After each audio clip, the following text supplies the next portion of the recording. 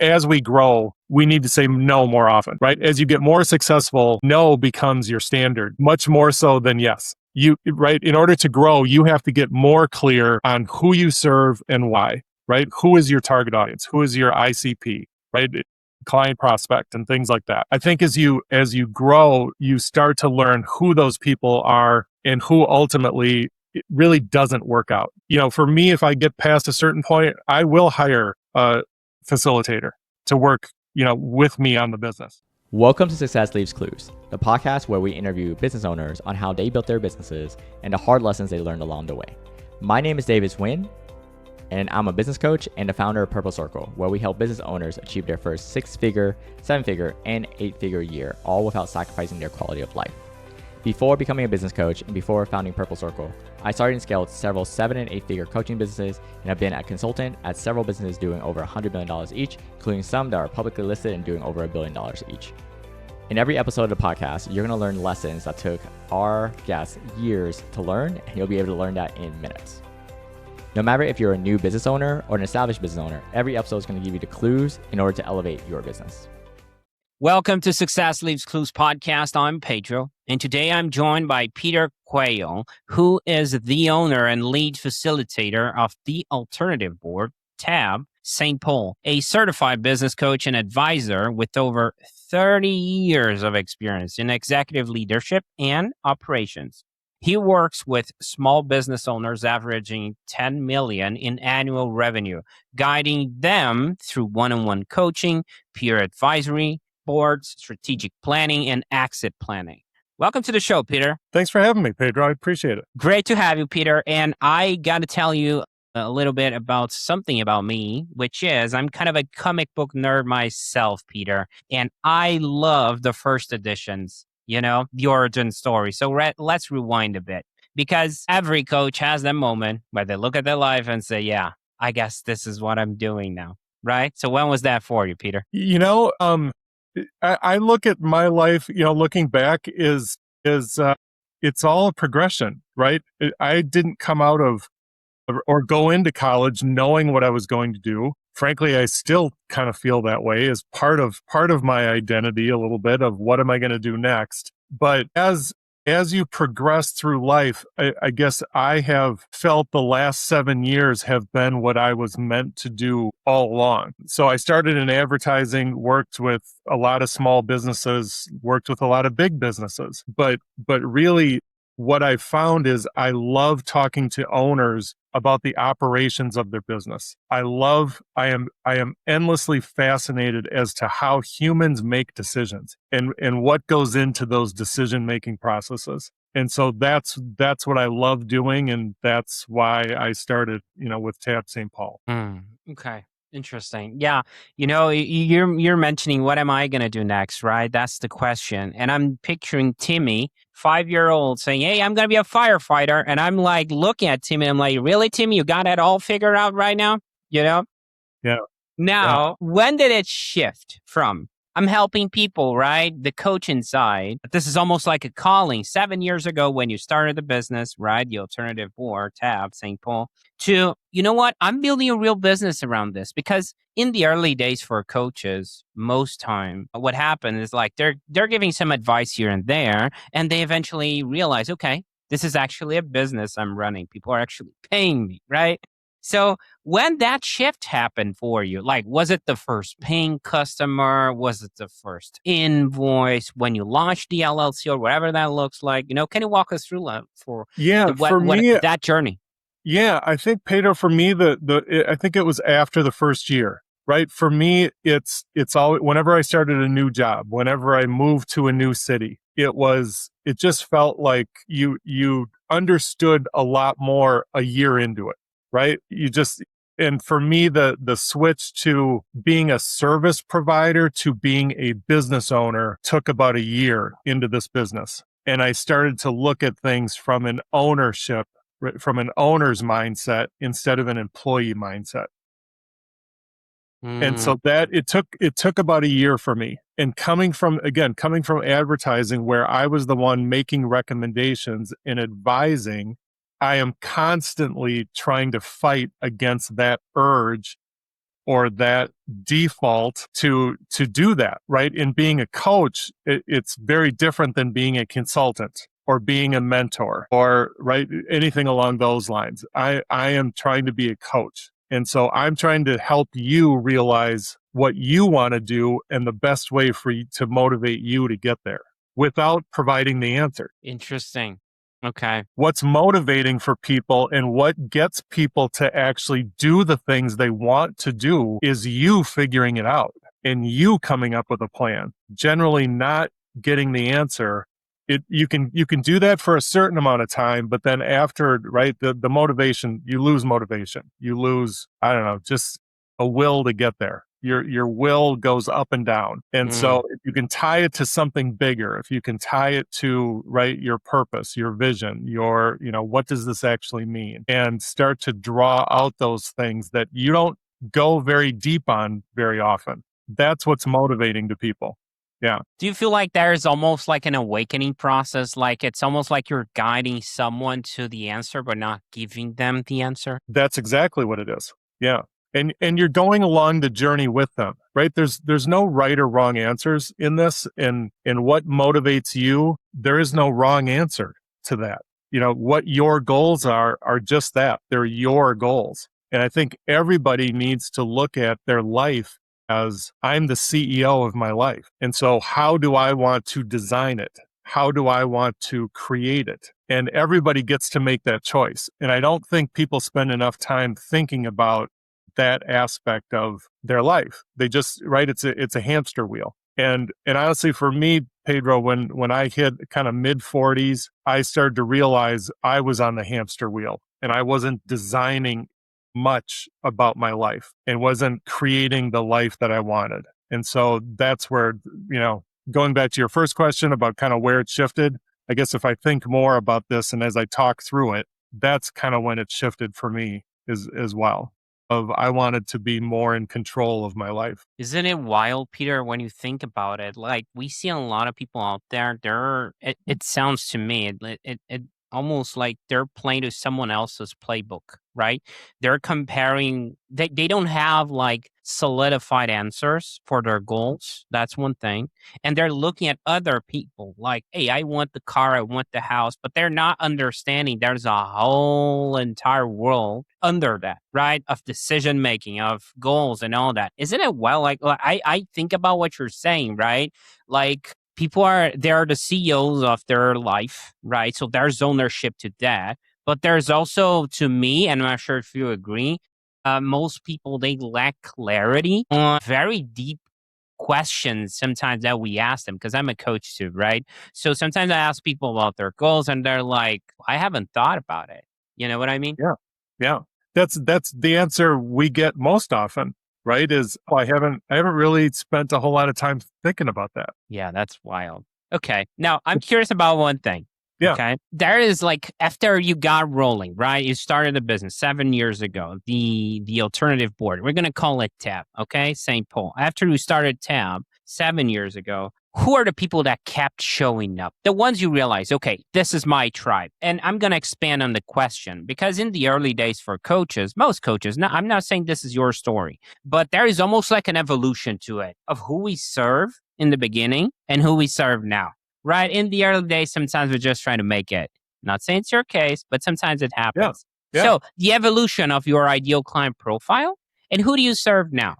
I don't think the goal has changed, right? It's buying into a franchise like the alternative board, right? And starting a version here in St. Paul. It's always been in between that 1 and 30 million in annual revenue, in turnover. And so that hasn't changed. I think my, process for figuring out who is best in the room has become a little more acute. But at the same time, Pedro, I still make mistakes, right? And I've had people that have come in for 2-3 months and then they leave, right? And my goal is, our average member stays on a peer board for about 4.5 years, and we don't have any long-term contracts. Ours is a month-to-month contract. So for someone to stay for 4.5 years says they're getting something out of this. is, just bottom line. But having said that, right, I still make mistakes of thinking this is going to be a good person, this is going to be a good fit for the board, and it just doesn't work out, right, for whatever reason. They have different goals, they have a different way of looking at things. So I don't know that it's ever changed. I think I've just gotten better at probably asking questions up front. Yeah. Got it. Interesting. Now, let's do a little bit of a game of pretend here, if you don't mind. Okay. I'd love to pretend I'm your ideal client profile, your avatar. Okay. So, first of all, how would I be able to find you marketing wise? Marketing wise, I would say the number one thing is probably LinkedIn. That's probably the easiest way. I post, I would say frequently. I wouldn't say regularly right now, but frequently. I attend local marketing events, and networking events and chamber events and things like that. Every once in a while, I'll do a podcast with Pedro. So, but it's referrals, it's LinkedIn, it's events that I do where I'm trying to bring local owners together. Because I'm doing peer boards, yes, they can be done virtually, but people don't stick. What I found during COVID was we had a little more turnover in our boards because of the virtual aspect. People want to be in person. People want to connect with people in person. And that's, I think, the biggest thing I learned out of COVID. Business owners, it's a lonely job, right? You don't complain down. You only complain up. And when you're at the top, there's no one to complain to. So not that our peer boards are a complaining session, but it is sometimes a little bit of therapy, and knowing that some other industry leader is going through the same thing you are. I love the therapy analogy. Okay, we're still in the game of pretend. Let's say I'm your ICP still. I'm Pedro. I'm a business owner and all that. So I looked at your LinkedIn. I listened to one of our podcasts, right? Sounds like we're going to have more. I went through a local event or even was referred to work with you. Okay, Peter, let's say that what you got out there resonated with me. This is cool. I want to know more. So I reach out, right? I reach out to you and I'm like, hey, how does it look like to work with you? Right? We'd love to. We can speed up the sales process just a little bit. Let's say I'm qualified or we can say we're aligned, or you can add a note there. Totally fine. But what I would love to understand is for you to give me a peek behind the curtain of how does it look like to work with Tam, right? St. Louis, St. Paul. And if you could do that, just so I can have an understanding of how working with you looks like. I would start with the one thing that drew me to Tab was the idea of a personal vision. I'm a big believer in you've got to live a life along with your work. And some people identify with their work. Some people, their whole identity is wrapped up in their work. But I want to get clear on why you're doing what you're doing. And so it is about running a business. It is about being profitable. It's about, the purpose of the business. Beyond that, what is your personal vision for this? It's usually a vehicle to get what you want. That's kind of the way I look at why you're doing what you're doing. It's ultimately to get you more time with your family, right? Being able to live the quality of life, or the what's the word I'm looking for, Pedro? The standard of living, right? That you want to achieve. So working with me, it's about clarity. It's clear goals. It's identifying your priorities and numbering them, right? We can't have 15 priorities at once. It just doesn't work. So what are your one or two priorities that you always come back to? And then it's about how do we execute those things? Do you have leadership within your company, that people that you can rely on? And then ultimately it's about outcomes. It's about results, right? And how do we get there? And if we don't get there, what do we need to change? There's a system behind it, behind what I do. We have to be honest, right? Nothing ever goes to plan, generally speaking, because of lots of different variables. You didn't do what you said you were going to do. Your manager didn't say what they said they were going to do. All of those different things. The market changed, right? The economy changed. We have tariffs now, Pedro, We do? which have affected a lot of businesses that I work with. So, right, it's all of those things. Things change. It's a constantly moving scorecard. So I hope that answered your question. I kind of went all over the place a little bit, but yeah. No, it does. It does answer. I'm I'm still in that game of pretend, and I'm curious about one thing because more on the tactical side, I love the fact that you dialed in the purpose because I think when we're hitting our lows, that's what's keep us going. We Yes. need to understand where we want to go and all of that. But my question to you is like I'm trying to figure out when you mentioned the peer board. So I'm trying on the tactical side to understand what does that look like? Is that like group coaching? Can you expand a little bit on that? Yeah, the peer boards are generally a 4-hour meeting that happens once a month. It is up to 10 business owners that are in non-competitive industries. So someone in your industry is not going to be sitting across the table from you. But what we have found, Pedro, throughout the history of the alternative board is what is common in one industry is not so common in another. And so what can be just written off as standard operating procedure in one is groundbreaking in another, which is why you see CEOs moving from fast food to airlines, right? And you just look at it and go, how do they have that option to do, right? It's leadership. It's building businesses. It's the operating procedures of running a business. All of those are the same. So when a CEO gets to $1 million or more, generally you are spending the same amount of time that every other CEO or owner is spending on operations, on marketing, on HR, on all of those things that it takes to run the business that have absolutely nothing to do with your industry. Those are the things that we tend to focus on. And so it's people bringing their issues, their opportunities, the decisions that an owner has to make on a day-to-day basis. What can be helped? What can be assisted by the other CEOs or the other owners in the room? They've already been through, right? They have experience with this. They know where the landmines are. Here's what to avoid. I went through the exact same thing 3 years ago. Here's what I did. It's those kind of conversations that the peer board more or less brings out. Interesting. Okay. Now I'm going to throw you a really small curveball here, Peter, if you don't mind, because I am a former escapee from corporate in Brazil, Ernest and Young, banking and all of that. And I also own a business, right? So when you mention that you were 1 year into the game in your own business a little while ago on the podcast, I got to ask, because your work seems pretty hands on. So, my question to you is how do you think about capacity so you don't stretch yourself too thin? And I'm going to expand because when we're in corporate, sometimes it's such a well-oiled machine, we don't realize everything that's running in the back end, right? Then we move to our own business and we're wearing all the hats, from marketer to sales guy to you name it, right?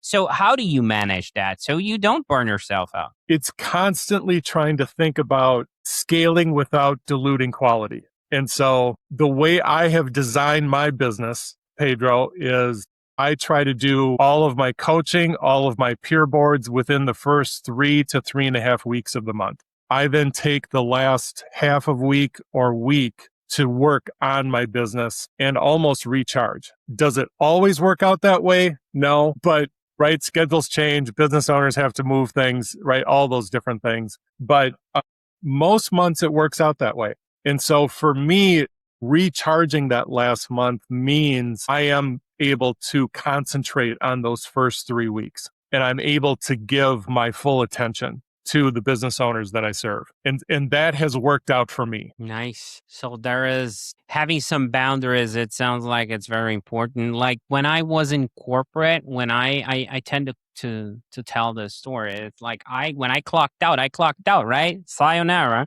Right. But then I moved to my business, and you might see that in your own clients, right? It's hard to turn the switch off. Sometimes they're like Saturday morning and you're not really present with your kids or your wife, and you're like constantly thinking about the next email, the next project. And it's hard to set up those boundaries, right? And to respect them, because it's like, oh, I'm going to have intentional growth. I'm going to set up a Friday and I'm not going to take sales calls. And then you talk to someone, they're like, hey, I can only do Friday. And you're like, oh, we can do it once in a while, right? I can squeeze in you into this Friday. Does that happen with your clients and yourself? Like sometimes you're breaking your own contracts. You do it with yourself. I mean, I feel like that in my skin. That's why I'm mentioning. The phrase I go back to is as we grow, we need to say no more often, right? As you get more successful, no becomes your standard, much more so than yes. Right? In order to grow, you have to get more clear on who you serve and why, right? Who is your target audience? Who is your ICP, right? Client prospect and things like that. I think as you grow, you start to learn who those people are and who ultimately it really doesn't work out. For me, if I get past a certain point, I will hire a facilitator to work, with me on the business. So there is that possibility. Right now, I'm not there yet. I would need to get a few more clients for me to feel comfortable doing that. But that is in the growth plan, honestly. Okay, I'm jumping on that boat. You mentioned growth plan, right? Yeah. So let's talk about future. I'm curious about where you're taking all this. Looking ahead, where do you see the business going? Are you thinking about scaling, hiring, or is there a next step you're excited about? For me, it's about identifying the people who want to grow, right? The business owners that want to grow. And so as I uncover those connections and get involved with them, yes, there is a certain point where, like I said, I will probably hire somebody to join me and become a facilitator as well. But I don't have a number, frankly. For me, it's all going to be organic, and I don't have a number in mind. Anything along those lines. I truly love what I do, and so I don't want it to be about, I want to hit 40 coaching clients or 60 coaching clients, or that's not what it's about for me. It's more about the quality. And so I'm at the tail end of my career, right? I'm in my 50s, but late 50s. So, right, do I want to keep doing this as long as I can, but it isn't about the numbers. It's really is about the relationships and the growth and seeing that light bulb go off in people's eyes and really making an impact. Impact for me is more what I'm doing this for.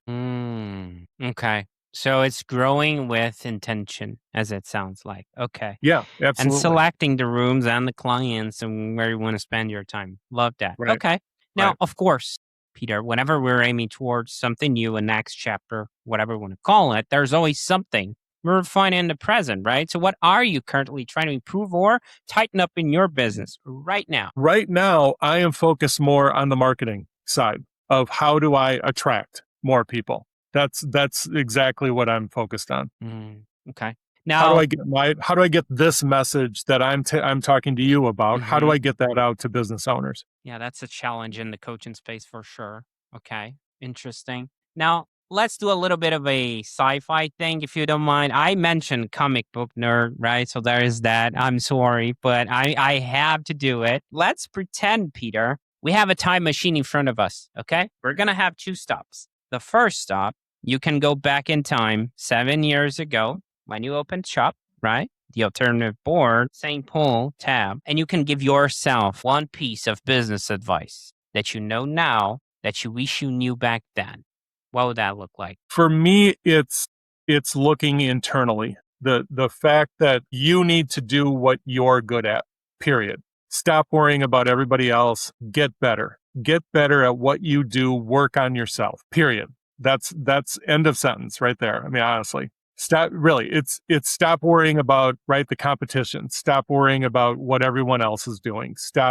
Do what you do and be really good at it. I mean, isn't like that sometimes with social media, right? I see a lot of people and myself, I did that. It's like I was comparing my inner self to other people outer self, which doesn't match reality. We don't know what they're going through. Like they could look like they're growing their business, for example, but you don't know their overhead. You don't know their that, right? No.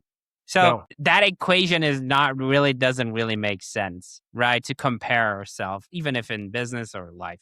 something like Or that. you're comparing your business that's been, right, it's brand new to someone who's been doing this for 15 years. That's a bad comparison. It's just, right, it's just wrong. Right. Okay. Second stop, Peter. Yeah. You can select a point in time, and I know you may have several, but the top of your mind, okay, that comes to mind, that you felt so fulfilled, right? That you're thinking for in that moment, you're like, oh, that's why I started this. One of those moments, I'm not sure if it's a client you start, whatever that looks like, but something that really clicked for you as something that like meant so much to start the journey, right? What moment would that be? It's having people quote me back to me, because I hear, and it's not a vanity thing. It's really that they understood it, right? They understood the concept and they applied it and they got a result out of it. So I can look at more than one occasion, right? But I always go, once in a while I'll go back to this example of just even facilitating the peer board. There was a guy who joined about 3 years ago now. When he joined, his business was about 800,000. His business now is approaching 5 or 6 million, right? It's about 5.5 million or so. He was thinking about closing the business when it was 800,000. And he had started to grow it over the 6 months when he first started. And then it came to a decision that he brought to the board where he was interviewing 2 salespeople, and they brought different things to the table. They were in different geographies, and the board basically convinced him to hire them both with some stipulations,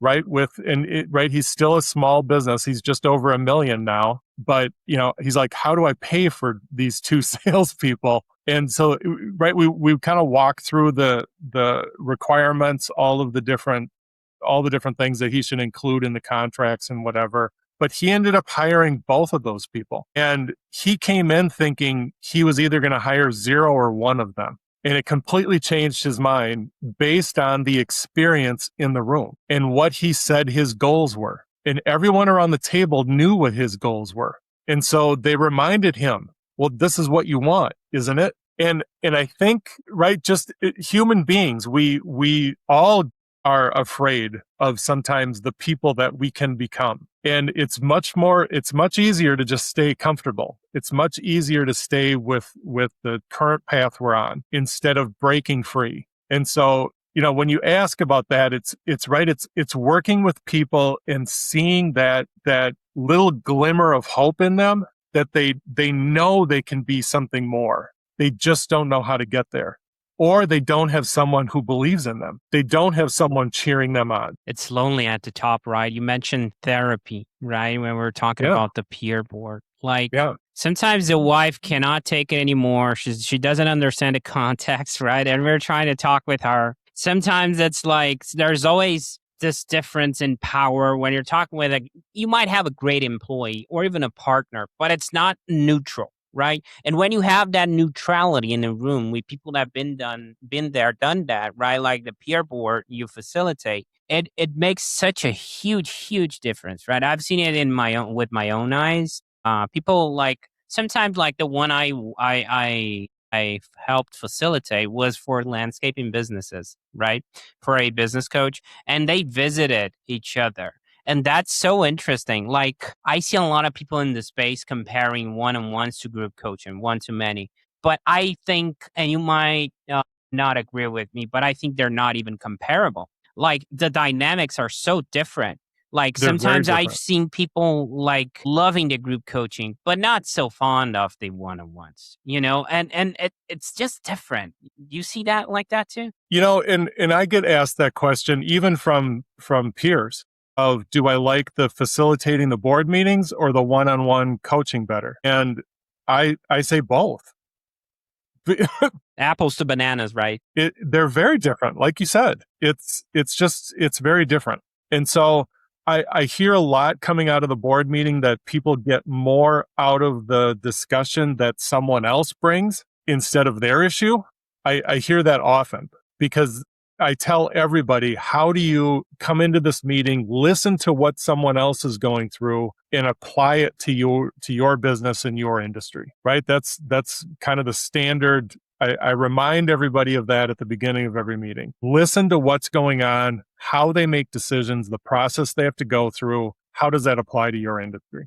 And are you going through something similar? Nine times out of 10, they're going through something similar. Love that. Okay. Now, if someone listening wants to connect with you or follow your work, Peter, and we're going to have all the links in the description and all that, but where can people find you and connect with you best? Best is on LinkedIn. I would say, Peter Quayle in St. Paul. Otherwise, you can schedule a meeting with me. I'm happy to talk to you about anything, right? And that's just calendly.com/Peter Quayle. Okay. There were a few moments from this chat today that really stood out to me. I'm going to highlight them real quick. So when we were talking about the origin story and you were like, what am I going to do next? Right? That's one thing that caught my attention. You're mentioning I still make mistakes. That also caught my attention during the podcast, right? That to me tells me you're honest about your own obstacles, right? Which I feel like it's like a key asset for a true coach. It's to understand you don't have all the answers, right? You're not trying to pretend you're better than you are. You're just you. You're showing up authentically, and that really means a lot. Okay. That's one thing.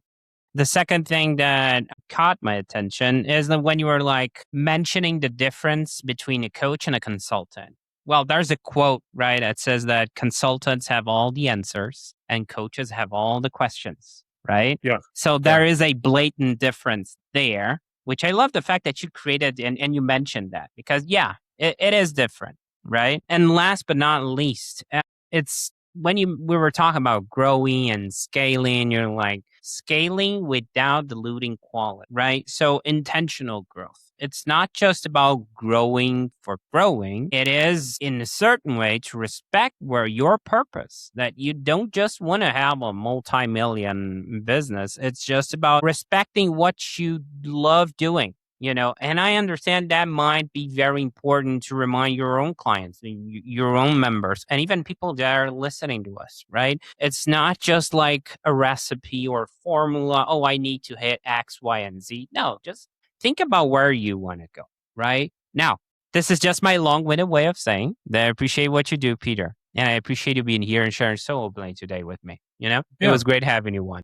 Love the conversation. Love the questions, Pedro. You've got a knack for this. You've obviously been doing this for a while. That's it for this episode.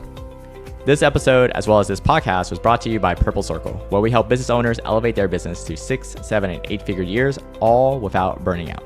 If you're looking to grow your business, as well as get the time freedom that you are looking for, visit us at joinpurplecircle.com and see what we can do to help you and your business.